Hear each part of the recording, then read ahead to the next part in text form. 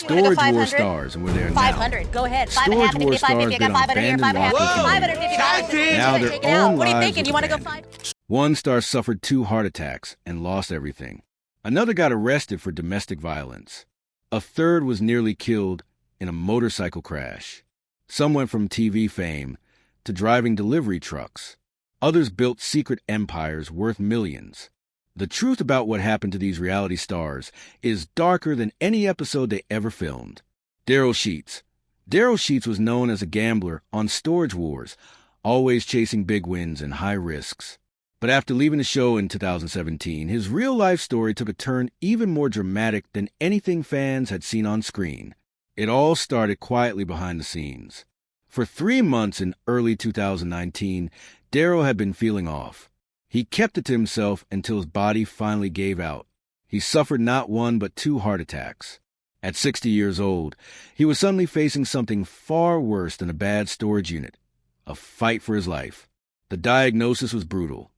Congestive heart failure, serious lung problems, and this came just after he lost 100 pounds using Nutrisystem. He thought he was getting healthier. He thought he was turning a corner. But just as he fixed the outside, the inside broke down. The timing couldn't have been more painful. Daryl was forced to walk away from the auction world completely. It had been his life for over 30 years.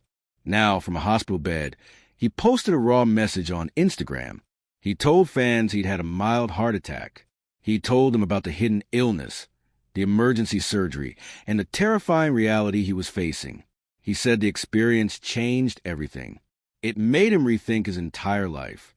And life kept throwing him curveballs. During his health scare, Daryl's fiancée Romney Snyder stood by him. They had been engaged since late 2016, but the bond that helped him through his illness didn't last. By 2022, it was over, and not just quietly. When a fan mentioned Romney on social media, Daryl's reply was harsh. He called those years some of my worst. Then came a twist no one expected. He got back together with his ex-wife, Kimber Wool. They had divorced in 2016, but by 2021, they were celebrating their 10-year anniversary. Daryl posted sweet messages online, calling them just a couple kids happy to be together. It was never confirmed if they legally remarried, but they seemed like a couple again. After years of chaos, Daryl found peace in a place he had once left behind, and that peace extended far beyond his love life. Daryl moved to Lake Havasu City, Arizona. He left behind California, the storage units, and the cameras. He started fresh, no more gambling on dusty lockers. Instead, he opened a small business called Show Me Your Junk, where he sells collectibles and sometimes buys items that catch his eye. But it's nothing like the wild world he used to live in.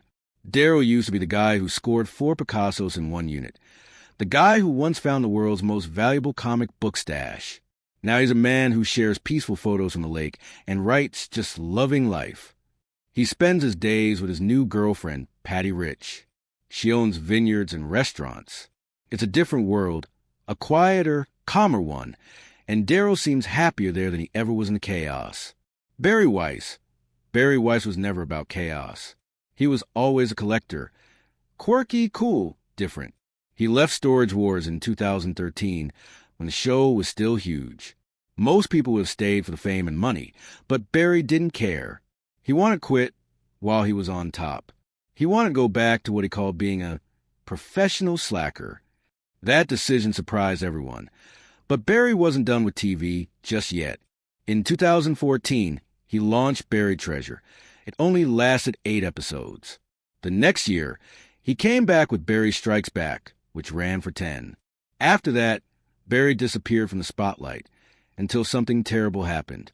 In April 2019, Barry was riding his motorcycle in Los Angeles with a friend. They were hit by a car. The crash was serious. Barry was badly hurt. His chest and legs were crushed. He needed multiple surgeries and stayed in the ICU. For days, it was a close call. Fans were stunned. Updates came from a friend named Jamie, who posted from the hospital. Barry wasn't just facing physical pain. This changed how he saw everything. His fame, his lifestyle, and his future. When he recovered, Barry did something unexpected. He didn't go back to reality TV. He didn't return to auctions. Instead, he became the face of Sherwood Valley Casino. He started doing voiceover work too, helping promote casinos across Northern California. It wasn't just a gig, it was a reinvention. Barry had taken a near-death experience and used it to carve out a brand new life. Ivy Calvin. Ivy Calvin wasn't just another face on Storage Wars. When the camera stopped rolling, his real journey began. He turned his reality TV fame into something bigger, something built to last. In 2009, just 1 year after entering the storage locker business, he opened his own thrift store called Grandma's Attic. It wasn't your average secondhand shop. This place stayed open from 10 o'clock in the morning until midnight, and sometimes even until 3 a.m. almost every single day. That kind of grind made his store a magnet for customers. People came in constantly, and items flew off the shelves just as fast as they came in. By the time he joined Storage Wars in 2012, Ivy had already laid the foundation for a business empire, and within a few years his efforts paid off. His net worth climbed to around $1.5 million, thanks to both the show and the profits from Grandma's Attic. Every weekend, the store became an event. Yard sales were held on Saturdays and Sundays, offering rare finds from the show. Fans and bargain hunters traveled from all over California just to get a piece of it. But it wasn't just luck. Ivy had a plan. He didn't just wait for local auctions. He traveled whenever he had to, hunting for deals. With 16 years of experience under his belt, he was nearly impossible to trick. While others tried to play mind games at auctions, Ivy stayed cool and calculated. He also knew how to keep people talking. The store's Facebook page wasn't just for fun. It was business. He used it to keep his audience engaged, promote events, and show off new treasures. Behind the scenes, Ivy was building a machine that kept running day and night. At home, things were just as carefully thought out. Ivy married Wendy in 2014, and together they focused on raising their 2 sons, Ivy Jr. and Isaiah. But this wasn't just about family dinners and vacations. Ivy brought his boys into the business. Both sons appeared on Storage Wars during season 13. He even let them lead bidding on storage units. It wasn't just trust, it was training. He was grooming them to take over. Off camera, their life was filled with outdoor adventures. Hunting and fishing trips became more than just hobbies. They were bonding moments. They taught the boys about patience, persistence, and teamwork, values Ivy had relied on his whole life.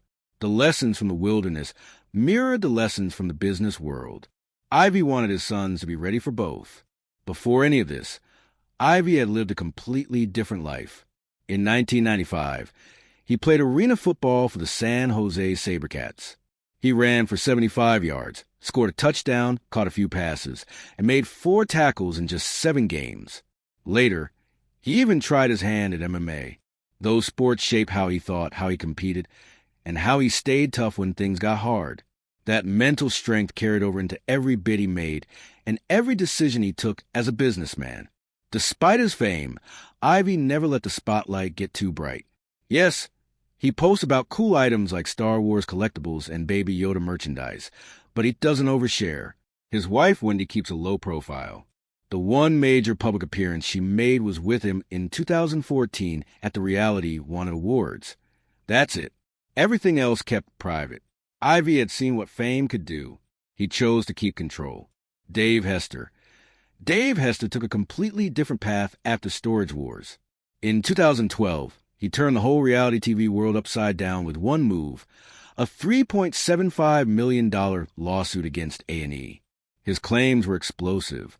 According to Dave, producers planted valuable items in storage units to fake drama. One example, a locker filled with newspapers announcing Elvis Presley's death. Dave said it was worth over $90,000. Yet he bought the unit for just $750, and he didn't believe it was a coincidence.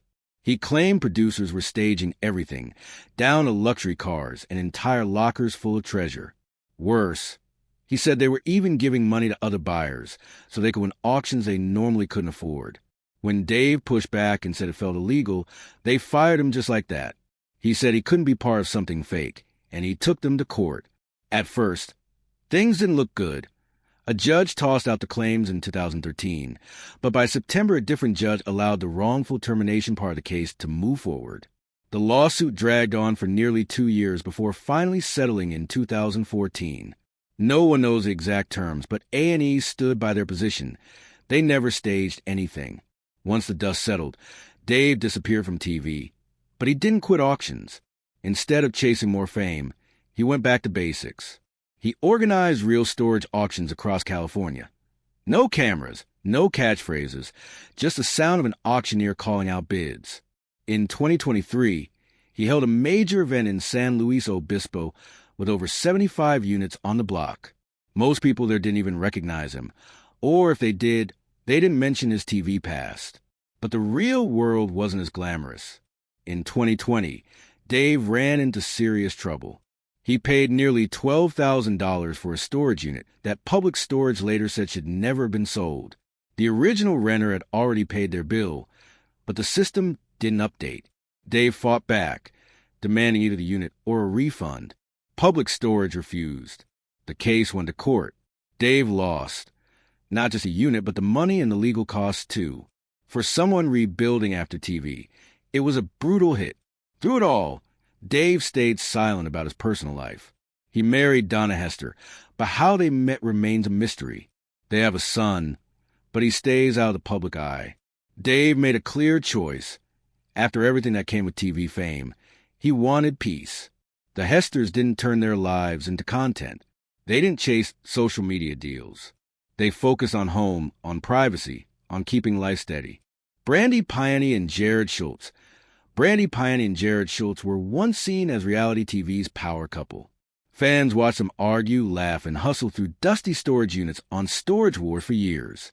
But once the cameras stopped rolling, their lives took a turn no one expected. After the 12th season ended in 2018, Brandi made a life-changing decision.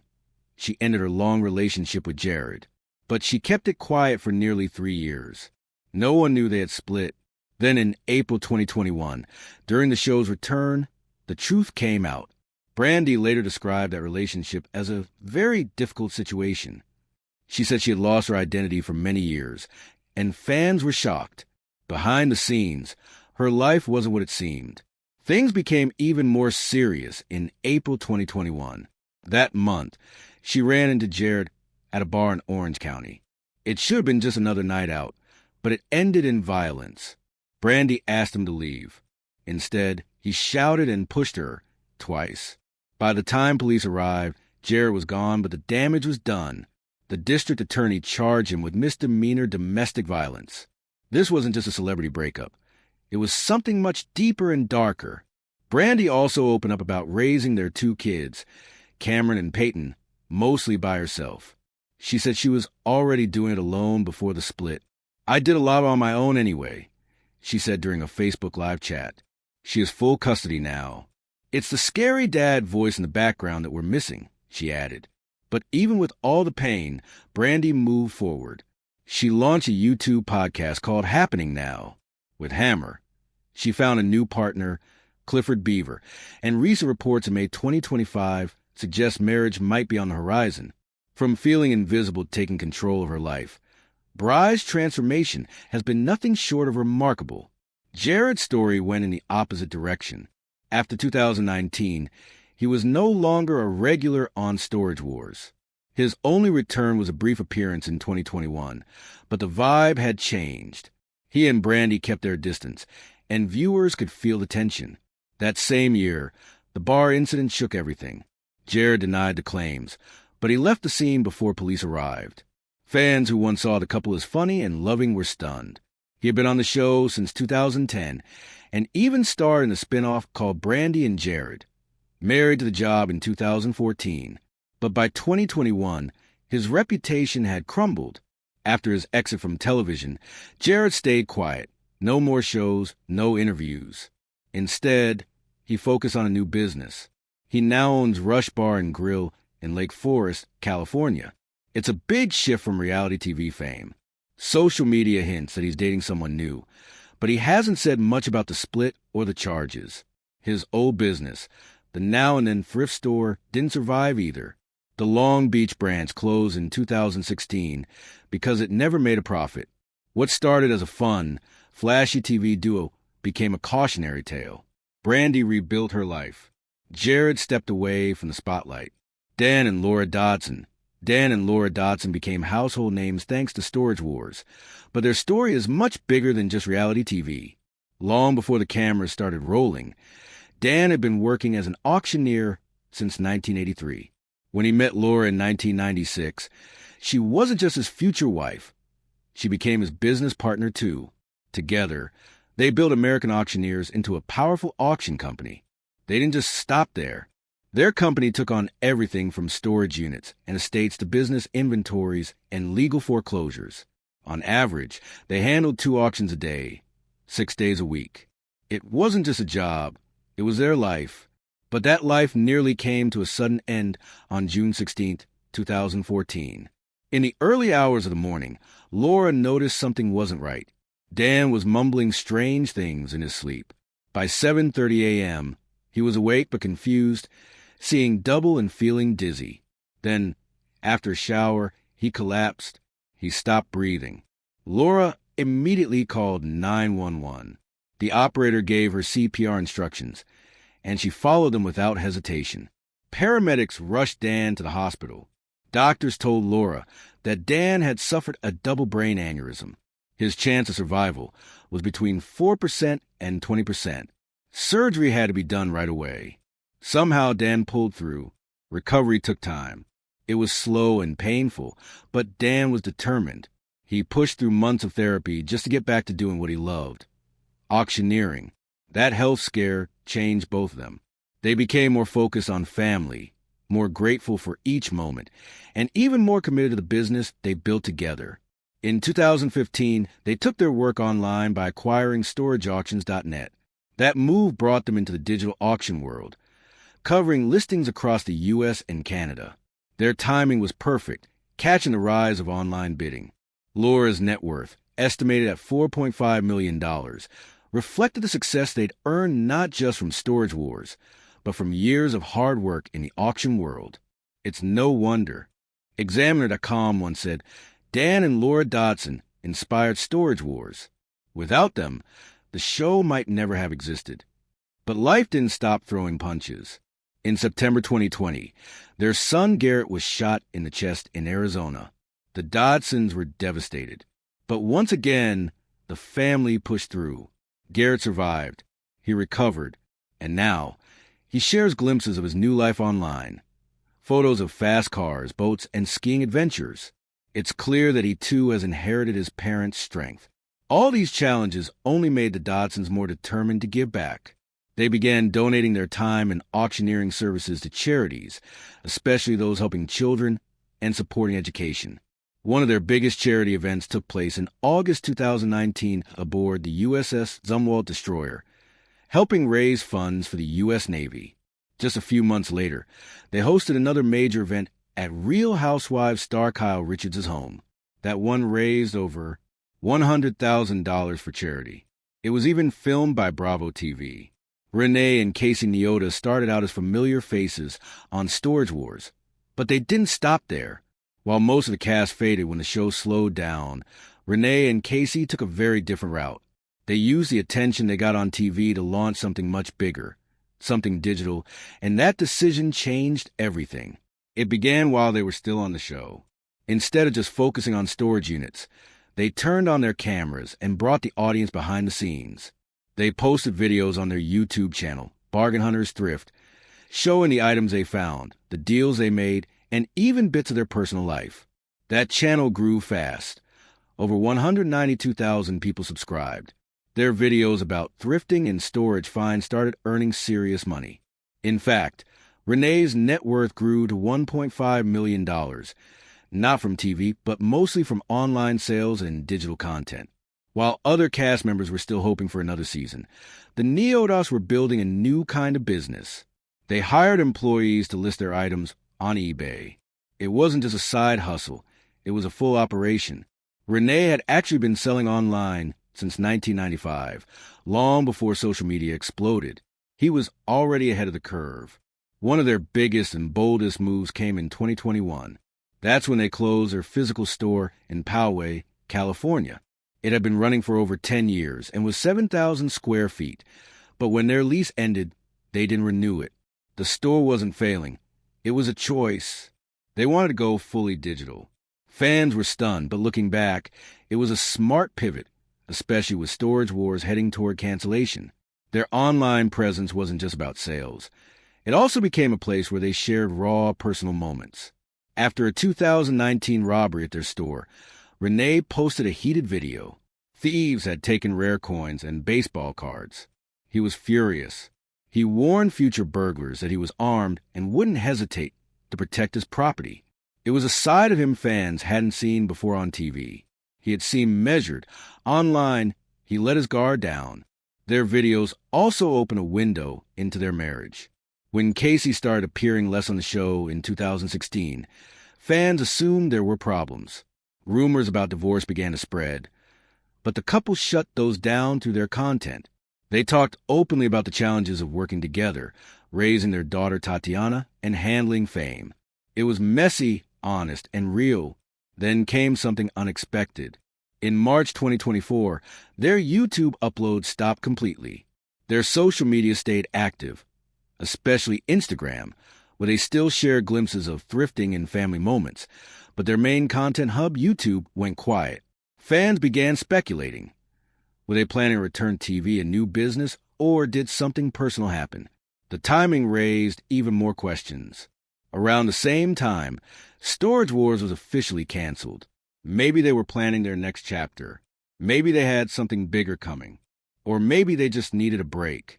No one knows for sure. Brandon Sheets didn't expect his life to change so suddenly.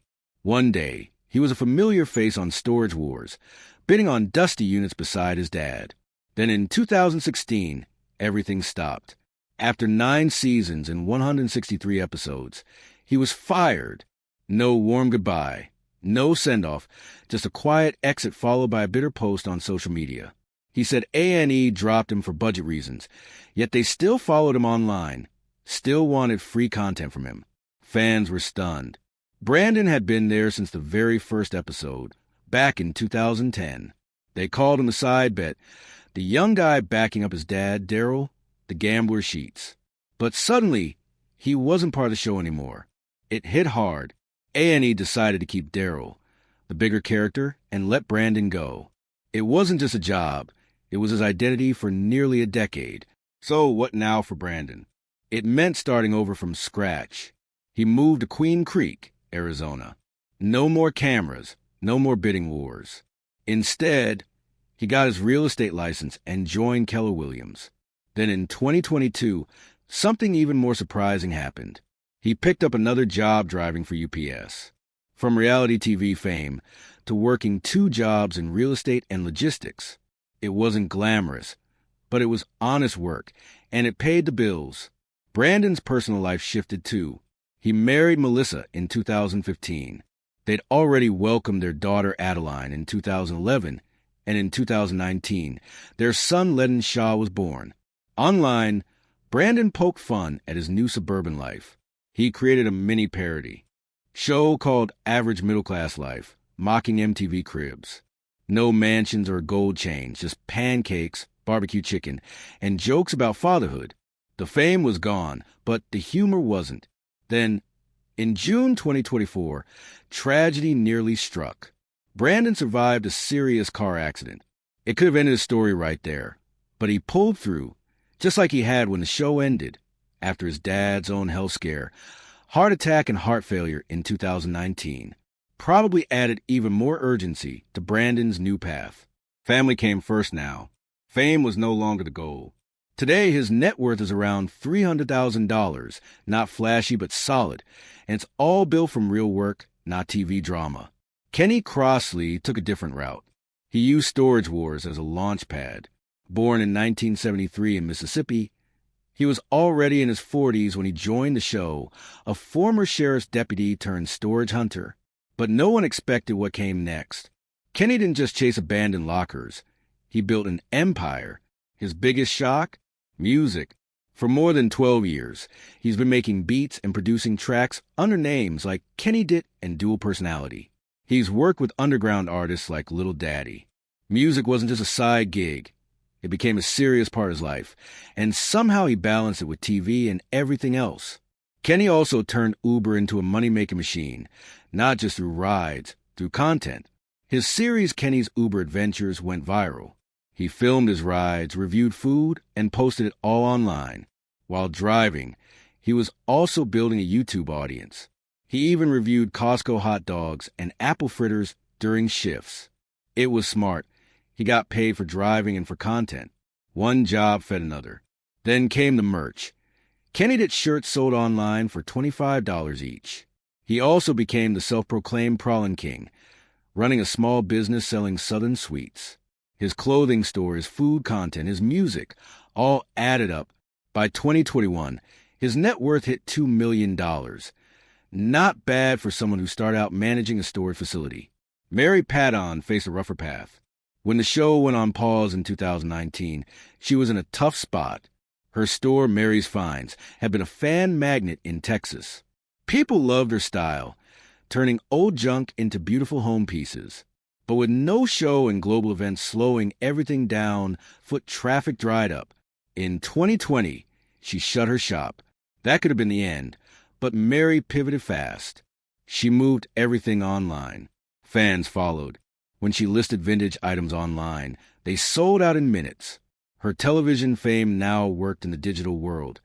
She didn't need a physical shop anymore. Behind the scenes, Mary's private life remained a mystery. For years, people wondered if she was dating anyone. Turns out she was. Her partner's name is Dylan. They met years ago and kept things quiet.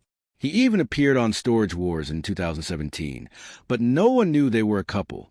They've kept it private, posting only small glimpses, photos, hangouts, little moments together.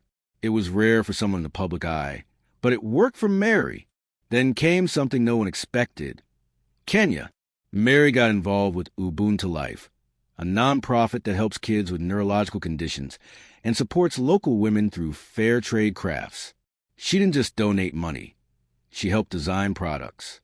One of their biggest hits was a Joy bracelet handmade in Kenya. All profits went to charity. Mary used her platform not for profit, but for impact. It was a huge shift from Texas vintage store owner to global humanitarian. She promoted the work on social media, not for attention, but to bring support to the cause. Her fame became a tool, not a goal.